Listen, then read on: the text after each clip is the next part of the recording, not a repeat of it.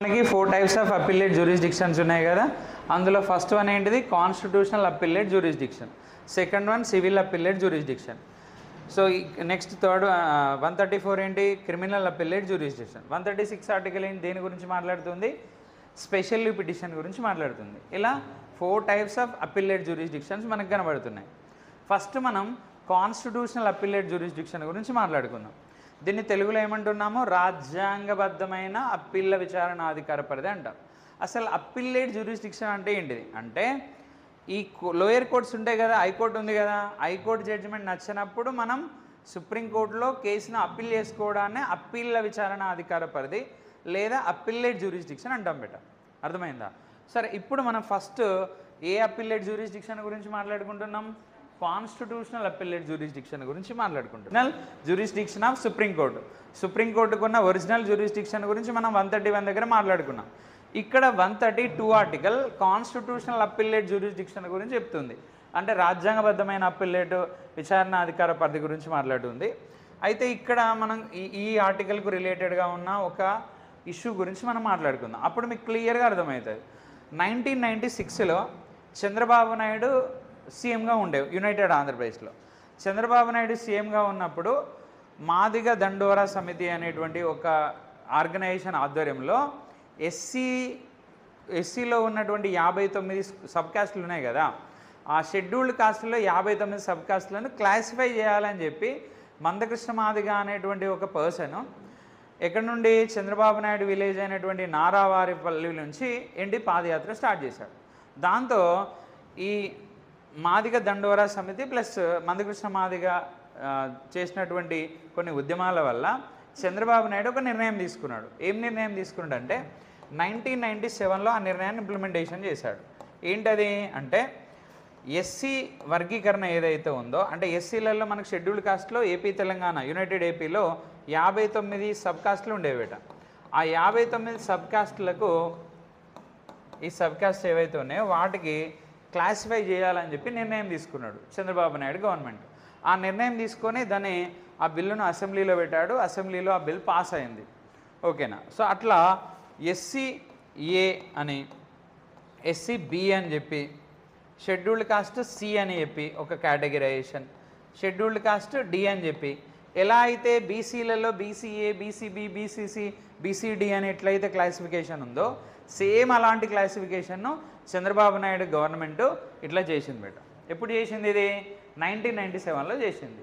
అయితే చంద్రబాబు నాయుడు గవర్నమెంట్ ఇట్లా SC classification చేయడంతో, ఎస్సీ క్లాసిఫికేషన్ ఎందుకు చేసింది సార్ మరి చంద్రబాబు నాయుడు గవర్నమెంట్ అంటే, అక్కడ ఉద్యమం జరిగింది కాబట్టి చేసింది. ఉద్యమం జరిగినప్పటికీ వెంటనే చేయలేదు. రామచంద్రరాజు అనేటువంటి ఒక కమిటీని ఏర్పాటు చేసి ఆ రామచంద్రరాజు కమిటీ చెప్పింది ఏమని, అవును ఎస్సీలలో క్లాసిఫై చేయండి, కేటగిరైజేషన్ చేయండి, 59 కులాలను సబ్ కాస్ట్లను క్లాసిఫై చేయండి అని చెప్పి రామచంద్రరాజు కమిటీ రిపోర్ట్ ఇచ్చింది. ఆ రిపోర్ట్ని బేస్ చేసుకొని చంద్రబాబు నాయుడు ఇట్లా క్లాసిఫై చేశాడు. అయితే 2004లో అంటే 1997లోనే సుప్రీంకోర్టు ఒక జడ్జిమెంట్ 1997లో ఎస్సీ క్లాసిఫికేషన్ గురించి నిర్ణయం తీసుకున్న తర్వాత హైకోర్టులో పిటిషన్ వేశారు కొంతమంది. హైకోర్టులో పిటిషన్ వేస్తే హైకోర్టు ఏం చెప్పిందంటే, చంద్రబాబు నాయుడు గవర్నమెంట్ చేసినటువంటి ఎస్సీ వర్గీకరణ చెల్లుతుంది అని చెప్పి జడ్జిమెంట్ ఇచ్చింది. అర్థమైందా? అంటే ఎస్సీ వర్గీకరణ చెల్లుతుంది అని చెప్పి ఏ కోర్టు జడ్జిమెంట్ ఇచ్చింది? హైకోర్టు జడ్జిమెంట్ ఇచ్చింది. ఈ హైకోర్టు జడ్జిమెంట్ నచ్చినటువంటి వాళ్ళు సుప్రీంకోర్టులో పిటిషన్ వేశారు. ఆ సుప్రీంకోర్టులో పిటిషన్ వేసినటువంటి పర్సన్ పేరు ఏంటిదంటే ఈవి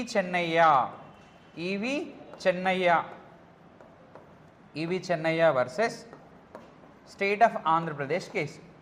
ఈవి Chennaiah versus state of Andhra Pradesh case 2004లో జడ్జిమెంట్ వచ్చింది బేట. 2004లో ఏమని జడ్జిమెంట్ వచ్చింది 2004లో అంటే, చంద్రబాబు నాయుడు గవర్నమెంట్ చేసినటువంటి ఎస్సీ వర్గీకరణ చెల్లదు. అంటే ఎస్సీలలో సబ్ కాస్ట్ క్లాసిఫికేషన్ ఏదైతే ఉందో అది చెల్లదు. ఎందుకు చెల్లదంటే 341 అనే ఒక ఆర్టికల్ ఉంది బేట రాజ్యాంగంలో. ఈ 341 అనేటువంటి ఒక ఆర్టికల్ ఏం చెప్తుంది, 341 అనే ఆర్టికల్ ఏం చెప్తుందంటే, ఏదైనా ఒక కులాన్ని ఎస్సీ షెడ్యూల్డ్ కాస్ట్ కిందకి చేర్చేటువంటి అధికారం ఎవరికి ఉంటుందంట, ప్రెసిడెంట్ ఆఫ్ ఇండియాకు ఉంటుంది అని ఉంటుంది బేట. అంటే ఎస్సీలకు సంబంధించి ఏదైనా నిర్ణయం తీసుకునే అధికారం ఎవరికి ఉంటుంది బేట, ప్రెసిడెంట్ ఆఫ్ ఇండియాకే ఉంది కదా. కానీ ఇక్కడ ఎవరు తీసుకున్నారు నిర్ణయాన్ని? ఎస్సీలను వర్గీకరణ ఎవరు చేశారు? స్టేట్ గవర్నమెంట్ చేసింది. కాబట్టి స్టేట్ గవర్నమెంట్కి అసలు అథారిటీ ఉందా అనేది క్వశ్చన్ మార్క్. ఆ క్వశ్చన్ మార్కే సుప్రీంకోర్టు వరకు కేసు వెళ్ళింది. ఆ కేసు జడ్జిమెంట్ ఎప్పుడు వచ్చింది? 2004లో వచ్చింది. వచ్చినప్పుడు జడ్జిమెంట్లో ఏమొచ్చింది అంటే అసలు ఎస్సీ వర్గీకరణ చేసేటువంటి అధికారం రాష్ట్ర ప్రభుత్వాలకి లేదు. ఎందుకంటే ఏదైనా ఒక కులాన్ని ఎస్సీ కులంగా ప్రకటించే అధికారం 341 ఆర్టికల్ ప్రకారము ప్రెసిడెంట్ ఆఫ్ ఇండియాకు ఉన్నప్పుడు ఎస్సీలలో క్లాసిఫికేషన్ చేయాలన్నా కానీ అది ఎవరు చేయాలి? సెంట్రల్ గవర్నమెంట్ చేయాలి. స్టేట్ గవర్నమెంట్కి అథారిటీ లేదు అని చెప్పి కొట్టేసింది. అంటే దీన్ని బట్టి మనకి ఏమర్థమైంది? ఎస్సీ రిజర్వేషన్ అనేటువంటిది రాజ్యాంగబద్ధమా కాదా? రిజర్వేషన్ అనేటువంటిది రాజ్యాంగబద్ధమే కదా. కాన్స్టిట్యూషన్లో రిజర్వేషన్ అనే పదానికి బదులుగా స్పెషల్ ప్రొవిజన్ అనే పదం ఉంటుంది. అంటే ఇప్పుడు రాజ్యాంగబద్ధం అన్నట్టే కదా. మరి ఇది రిజర్వేషన్ అనేది ఒక రాజ్యాంగబద్ధమైన ఇష్యూ. ఆ రాజ్యాంగబద్ధమైన ఇష్యూల్లో ఎస్సీ వర్గీకరణకు సంబంధించినటువంటి ఇష్యూను చూసుకుంటే హైకోర్టు జడ్జిమెంట్ ఒక విధంగా వచ్చింది. హైకోర్టు జడ్జిమెంట్ చంద్రబాబు నాయుడు గవర్నమెంట్కి ఫేవర్గా వచ్చింది. అంటే ఎస్సీ వర్గీకరణ చేయొచ్చు అని వచ్చింది. ఆ జడ్జిమెంట్ నచ్చని కొంతమంది ఎక్కడికి వెళ్ళారు? సుప్రీంకోర్టుకి వెళ్ళారు. అంటే ఏదైనా ఒక రాజ్యాంగబద్ధమైన ఇష్యూ హైకోర్టు జడ్జిమెంట్ నచ్చినప్పుడు మనం ఎక్కడికి వెళ్ళొచ్చు బేట? సుప్రీంకోర్టులో అప్పీల్ చేసుకోవచ్చు అని చెప్తుంది. ఏ ఆర్టికల్ చెప్తుంది ముచ్చట? ఆర్టికల్ నెంబర్ 132 చెప్తుంది. ఓకేనా? సో మరి ఇది జరిగిందా జరగలేదా? జరిగింది కదా. అంటే హైకోర్టు జడ్జిమెంట్ నచ్చనప్పుడు ఎక్కడికి వెళ్ళారు? సుప్రీంకోర్టుకి వెళ్ళారు. సుప్రీంకోర్టు ఏం జడ్జిమెంట్ ఇచ్చింది? అసలు ఎస్సీ వర్గీకరణ చేసే అధికారం ఎవరికి లేదు? ఎవరికి లేదంట అసలు. సో స్టేట్ గవర్నమెంట్కు లేనే లేదు అని చెప్పి జడ్జిమెంట్ ఇచ్చింది. దాంతో ఈ చంద్రబాబు నాయుడు ప్రభుత్వం తీసుకొచ్చినటువంటి ఎస్సీ వర్గీకరణ చెల్లకుండా పోయింది. ఓకేనా? తర్వాత ఏమైంది బిడ్డ మరి? సార్ మరి ఇటీవల మనకు రేవంత్ రెడ్డి గవర్నమెంట్ 2025లో ఎస్సీలకు సంబంధించిన వర్గీకరణ క్లాసిఫికేషన్ వచ్చింది కదా sir already.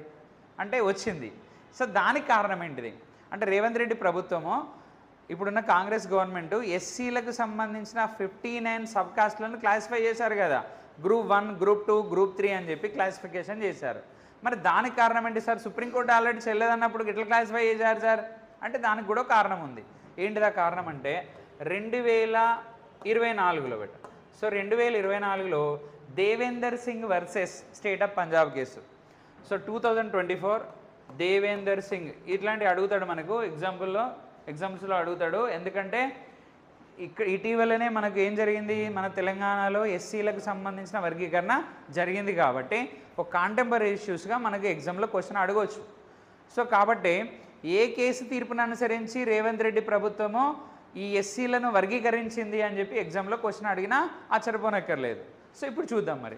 Devender Singh versus state of Punjab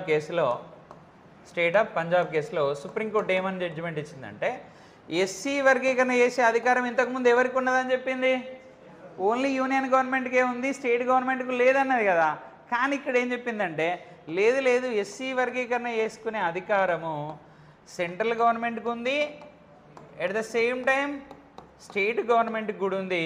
కాబట్టి స్టేట్ గవర్నమెంట్లు ఏం చేసుకోవచ్చు అంట బేట, ఎస్సీ కాస్ట్లో సబ్ కాస్ట్లు ఉన్నాయి కదా వాటిని కేటగిరైజేషన్ చేసుకోవచ్చు.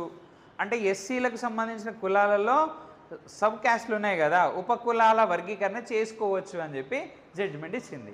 ఎప్పుడైతే సుప్రీంకోర్టు ఈ విధంగా జడ్జిమెంట్ ఇచ్చిందో అప్పుడు మన తెలంగాణ గవర్నమెంట్ ఏం చేసిందంటే ఈ ఎస్సీ కులాలలో 59 సబ్ కాస్ట్లు ఉన్నాయి కదా వీటిని వర్గీకరించాలా లేదా వద్దా? ఈ సుప్రీంకోర్టు తీర్పు ప్రకారంగా వర్గీకరించుకోవచ్చు, స్టేట్ గవర్నమెంట్కి అథారిటీ ఉంది అని చెప్పారు కదా.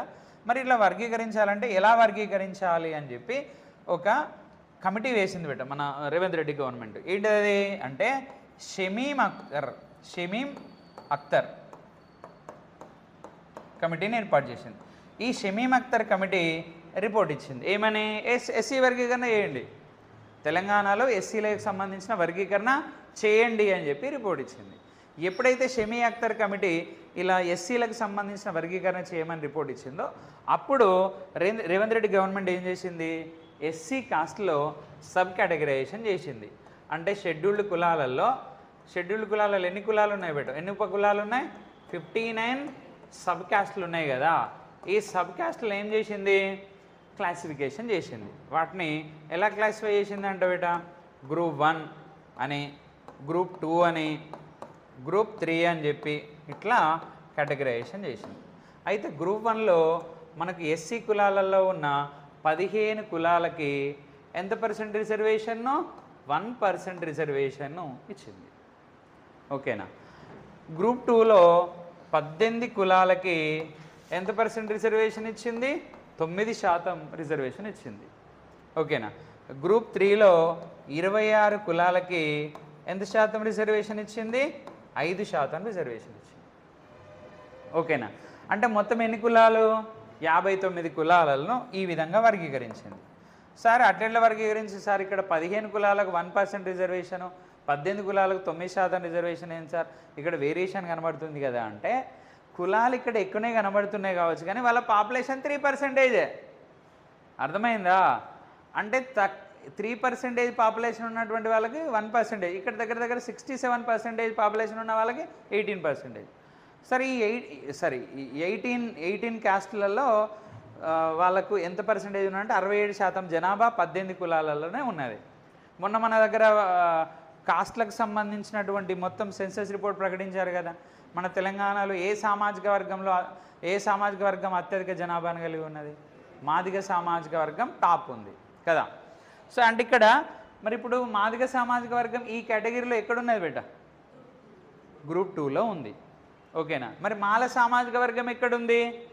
ఈ గ్రూప్ 3లో ఉంది అన్నట్టు. అర్థమైందా? సో తెలంగాణలో మాదిగ సామాజిక వర్గం తర్వాత మాల సామాజిక వర్గము ఈ ఎస్సీలలో ఎవరి యొక్క జనాభా ఎక్కువ ఉన్నదంటే ఇట్లా ఉన్నది.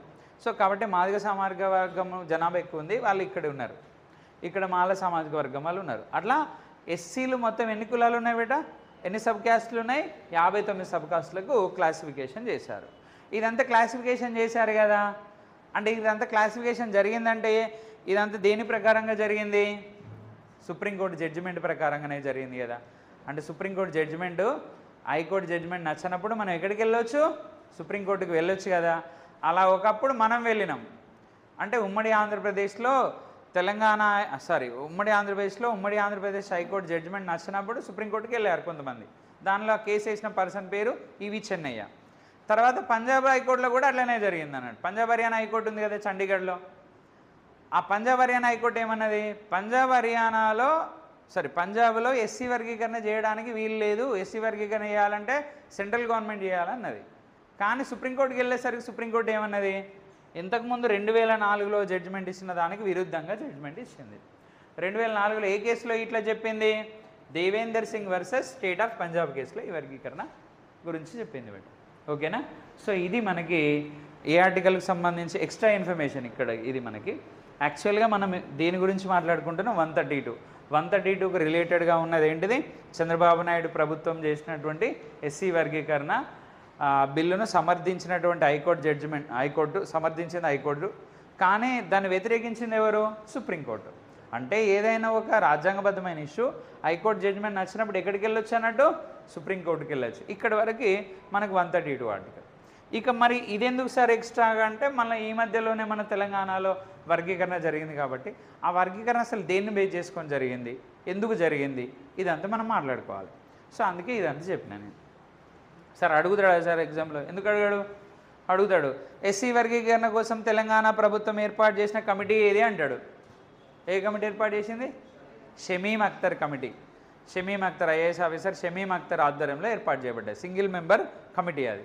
ఆ సింగిల్ మెంబర్ కమిటీ ఇచ్చిన రిపోర్ట్ ప్రకారం సో మన తెలంగాణలో ఎస్సీలను సబ్ కేటగరైజేషన్ చేస్తూ ఎన్ని గ్రూపులుగా వర్గీకరించారు? 3 గ్రూపులుగా వర్గీకరించారు. వాటికి ఏమని పెట్టారు? గ్రూప్ 1, గ్రూప్ 2, గ్రూప్ 3 అని చెప్పి ఇట్లా పేరు పెట్టారు. ఇది గుర్తుపెట్టుకోవాలి, మీకు ఎగ్జామ్లో కూడా అడగవచ్చు. అంటే అసలు ఎస్సీలకు రిజర్వేషన్ ఎంత ఉంది సార్ అంటే 15% ఉంది పెట్టాయి. 15% ఉంది. ఆ 15% ఇట్లా క్లాసిఫై చేశారు. ఓకేనా సార్. అంటే ఇప్పుడు ఎట్లా సార్ మాకు అర్థం కాలేదు అంటే, ఫర్ ఎగ్జాంపుల్ బీసీలు ఉన్నారు కదా, బీసీలకి 29% రిజర్వేషన్ ఉంది. అందులో BCA, BCB, BCC, BCD, BCE అని ఇట్లా క్లాసిఫై చేశారు కదా. సేమ్ అట్లనే ఇప్పుడు క్లాసిఫై చేశారు అన్నట్టు. ఓకేనా. కాకపోతే ఇది ఏ క్లాసిఫికేషను? ఎస్సీ క్యాస్ట్లకు సంబంధించిన సబ్ క్యాస్ట్ క్లాసిఫికేషన్ అన్నట్టు. సో ఇది మనకి తెలంగాణలో జరిగింది కాబట్టి ఇది కూడా ఎగ్జామ్ పాయింట్ ఆఫ్ వ్యూలో మనం గుర్తుపెట్టుకోవాల్సి ఉంటుంది. ఇదంతా మనకి ఏ ఆర్టికల్ సంబంధించిన ఇన్ఫర్మేషన్? Article number 132. 132కి సంబంధించిన ఇన్ఫర్మేషన్. సో దీంతో మనకి ఏమైపోయింది, కాన్స్టిట్యూషనల్ అప్పీలేట్ జ్యూరిస్డిక్షన్ అయిపోయింది. సరే మాకు ఇంకా అర్థం కాలేదు, ఇంకో కొంచెం ఎగ్జాంపుల్ చెప్పండి అంటే ఇంకొక ఎగ్జాంపుల్ మనం మాట్లాడుకుందాం. సో ఎగ్జాంపుల్ ఏంటంటే 2004లో యునైటెడ్ ఏపీలో కాంగ్రెస్ గవర్నమెంట్ రూలింగ్లోకి వచ్చింది. కాంగ్రెస్ గవర్నమెంట్ రూలింగ్లోకి వచ్చినప్పుడు కాంగ్రెస్ గవర్నమెంట్ చెప్పింది, తన మేనిఫెస్టోలో చెప్పింది, మేము కనుక రూలింగ్లోకి వస్తే ముస్లింలకి 5% రిజర్వేషన్ ఇస్తామని చెప్పింది. సో దాంతో ముస్లింలకి ఎంత పర్సెంట్ రిజర్వేషన్ ఇచ్చారు అంటే 5% రిజర్వేషన్ ఇచ్చారు. ఈ 5% ముస్లింలకు రిజర్వేషన్ ఇస్తూ అప్పుడెవరు, రాజశేఖర్ రెడ్డి గవర్నమెంటు నిర్ణయం తీసుకుంది, ముస్లింలకు 5% రిజర్వేషన్ ఇస్తూ నిర్ణయం తీసుకుంది.